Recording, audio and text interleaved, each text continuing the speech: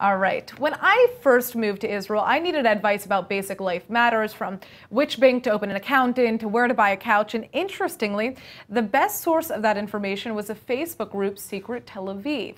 This group has been around for 9 years, and with over 187,000 users, it's essentially become a staple for every new immigrant. Well, joining us now in the studio is the group's founder, Jonny, and we are so excited to finally meet the face behind this incredible platform. Jonny, thanks for joining us. Thanks for having me, Natasha. All right, so why do you think Secret Tel Aviv has become such a hub for new immigrants? I mean, there seem to be so many programs in place, from the Jewish Agency to Misrad HaKlita, but we're seeing a lot of people reach out to your platform. So I think part of the problem, I think there's a bit of a failing going on at the moment with the NGOs and with the government bodies that are meant to be looking after Olim.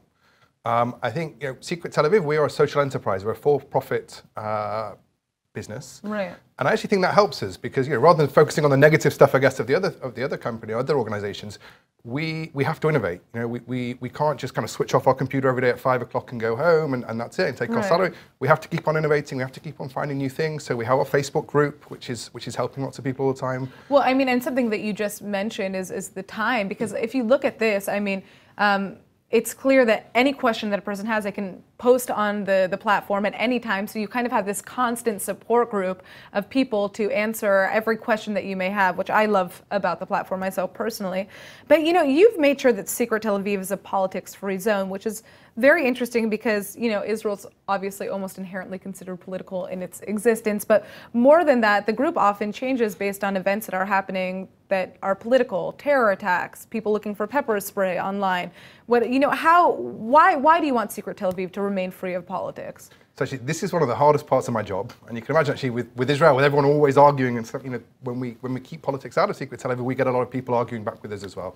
I think the reason we have this policy, Israel, everyone's arguing all the time, everyone's talking politics all the time. Secret Tel Aviv is kind of like an oasis of non-politics within this chaos, and we like to keep it that way.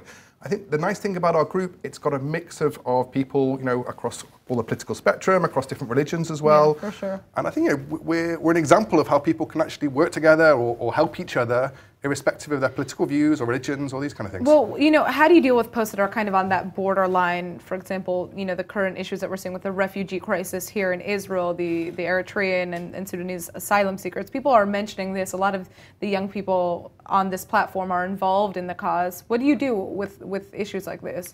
So, good question. I mean, this is actually probably the hardest issue that we have. It's actually, there's a lot of refugees also within Secret Tel Aviv as well. They're actually part of our community. We, as much as possible, we try and keep the group politics free. We have other channels, so we have, for example, our websites, our newsletters, etc., where as much as possible, I personally support the refugees, and again, I can't say anything. We have to keep it totally politics free in Secret Tel Aviv. So what we do is we can, in our other channels, we can say, okay, here's the protests that are going on or whatever else, and try and get the word out that way. But within this forum, it's a totally politics free forum. All right. Well, I mean, the final thing that I want to ask, and unfortunately we're running out of time, is what aspects of the Secret Tel Aviv platform do you feel should be noticed more? Because I know you have a job board now. There are a lot of different aspects of the platform. Cool, thank you. I mean, look, so we just recently launched the jobs board. Now we have it in New York and London. So we started off with just Israel. We're now helping Israeli companies find employees as well in London and New York. Wow. We picked 2 Jewish, cities with large Jewish communities. Our goal basically is not for Israelis to apply for jobs in London and New York, but it's actually more for the Jewish people within London and within New York to start working with Israeli companies and hopefully actually start to make Aliyah over here. So that's something that we want. Well, for all our viewers watching, keep that in mind, because that's right down the alley. I think there are a lot of people here who just are kind of scared to make their way here and need that support.